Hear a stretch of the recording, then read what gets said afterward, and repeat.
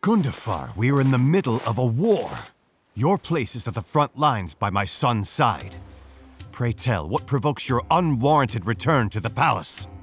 A matter of utmost importance, Your Majesty, such that I must personally report it to you. Huh.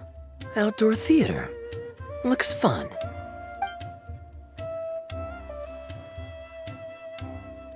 Actually, yes. I saw some guards do a musical performance when I was traveling with their caravan in Sumeru. They were desert dwellers. So are these actors. And I think I actually recognize one of them. Come on, let's go watch.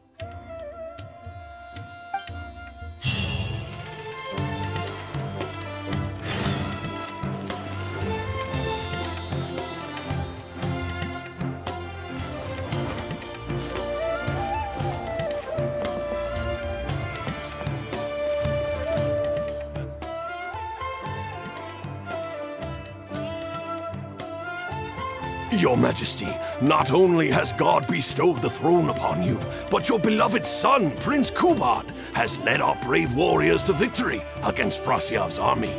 His men have laid down their arms and fled. Frasyav's brazen ambition is no more. He has bowed his head and now presents to your Majesty an offering of treasures and hostages, as well as a plea for peace. My king, this battle has finally restored the dignity of our people. Moreover, with Frasyav's offer of land comes the opportunity to expand our borders, as your Majesty so greatly wishes. His Highness the Prince and I believe this peace settlement will be a great boon to our nation.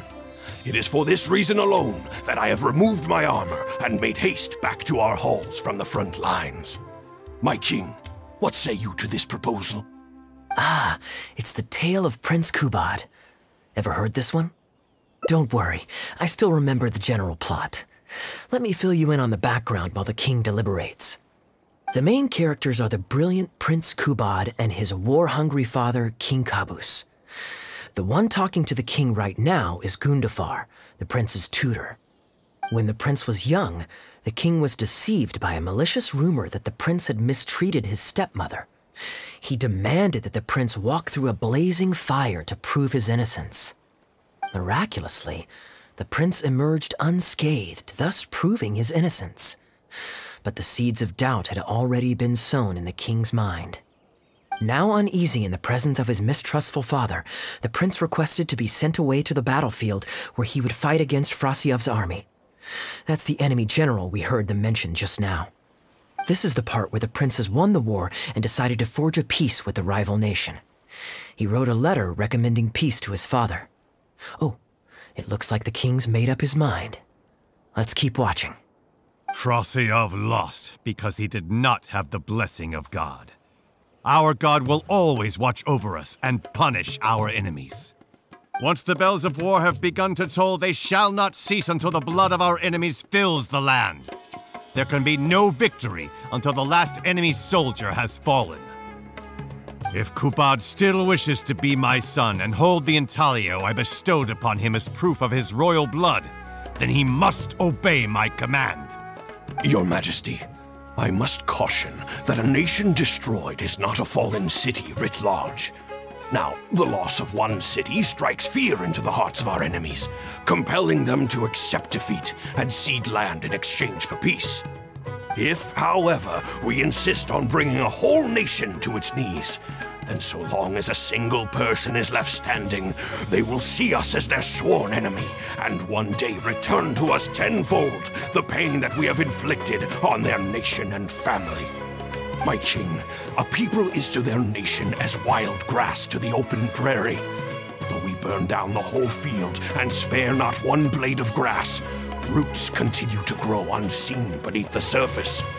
Come the spring, it is all but inevitable that fresh green shoots will rise up from the ashes. Cease, Gundafar. Your mind grows dull in your old age, filled with naive delusions. We shall have no more need of you on the battlefield. As for my son Kubad, I will summon him back to the capital, so he may be tried by a court-martial. What are you saying, my noble king? Why must you mistrust your own flesh and blood and sink ever deeper into the blight of hatred? When he was falsely accused, you once doubted his honor and made him walk through a raging fire. Did he not prove himself worthy by emerging unharmed from the flames? Now you would turn me away when I seek only to provide the wisdom of counsel. What is the justification for this? The justification is that my word, not yours, is the law of the land. Cease and be gone, Gundafar, so you may spend the rest of your days with your wife.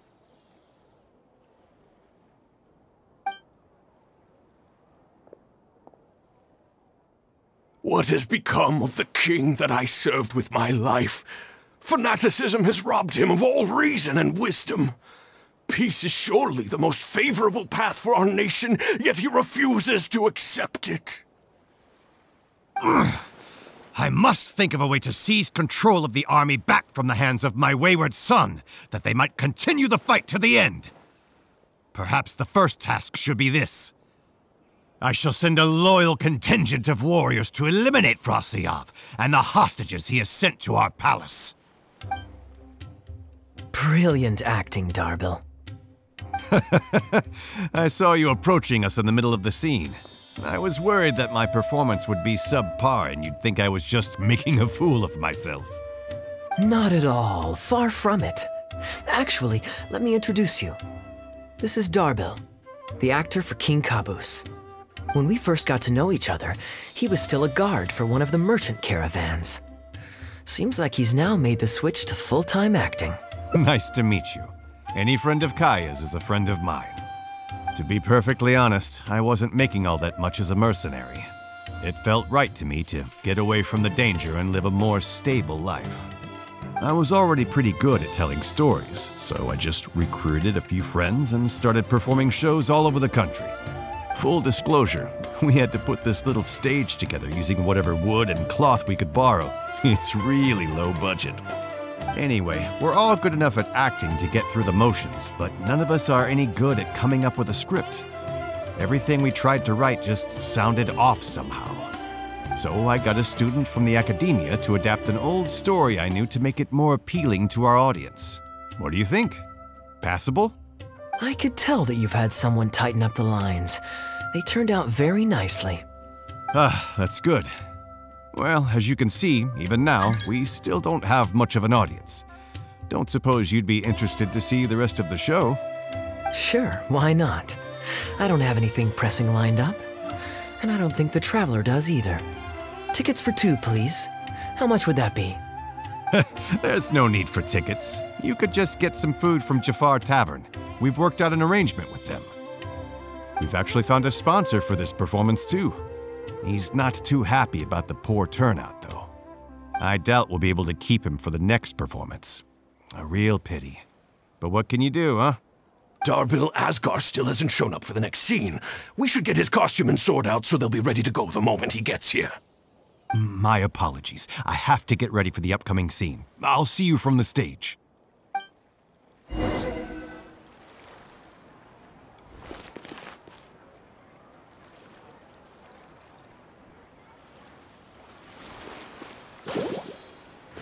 God only knows. It's not the first time he's done this, either.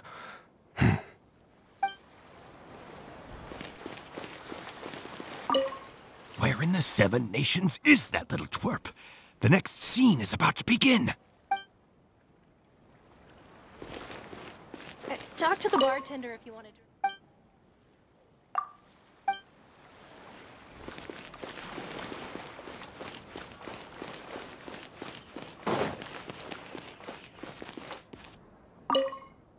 Would you two like to order some food? What can I get you? If you're looking for recommendations, today's special is the tandoori roast chicken. Bear with us a moment. We're just going to take a look at the menu. I was at Port Ormos discussing some business opportunities, and some crook was trying to pull a fast one on me. Darbil took pity on me and politely asked him to make himself scarce. He's a good guy. A decent storyteller, too. Quite an interesting character. There's a lot of fun to be had if you hang around interesting people doing interesting things. Especially if you're in the company of an interesting friend. That's my secret formula for staying in a good mood. Try it out sometime. You'll see what I mean. Thanks for waiting. We're ready to order now. We'll take you up on that tandoori roast chicken. And let's throw in some desserts, too. One each of the rose custard, that talumba, and the patisara pudding, please. That should see us through the show.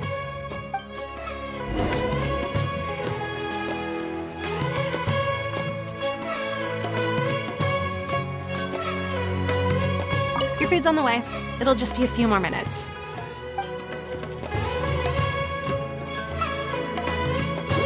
Let's dance!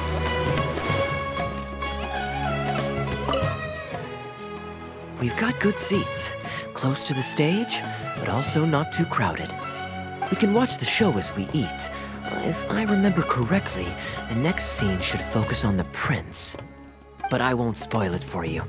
You have to experience it for yourself. You could say that. It's always stayed with me because it's hammered home a cruel but realistic truth. People do not choose where and when to be born. Yet the circumstances of their birth define the choices that they will have for the rest of their life. Here you are. The check's on the table, too. Just call me over when you're ready to settle up. No need. I'll pay up front. Here. Keep the change. Thank you, sir. Oh, but this is too generous. Call it a token of my gratitude for the excellent service. The food all smells wonderful, too, so please pass my compliments to the chef. Thank you so much, sir. Let's dig in, traveler. Hey, Kaeya. I'm so sorry, but the actor who plays the prince has run into some difficulties and won't be able to make it. We can't do the rest of the show without him, so I'm really, really sorry, but we'll have to call the show right here. Ooh, that would be fun. I wouldn't say no. Darbil, would you lose any income if I were to mess this up? Not really. I mean, there's not much of an audience here anyway.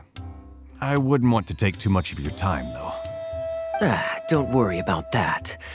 I like to be spontaneous now and then. Spice things up a little. Let me think. Well, you already know the story, so you just need to memorize a few lines. Ha! You know what? This might actually work.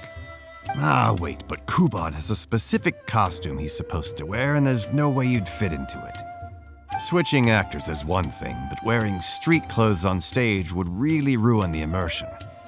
Yeah, I don't think this is gonna work. Well, good thing that I've actually got a costume with me. It goes pretty well with your stage, too. You're kidding. Can you show it to me? Sure. If you can show me the way to your changing room? It's in the restaurant. Follow me.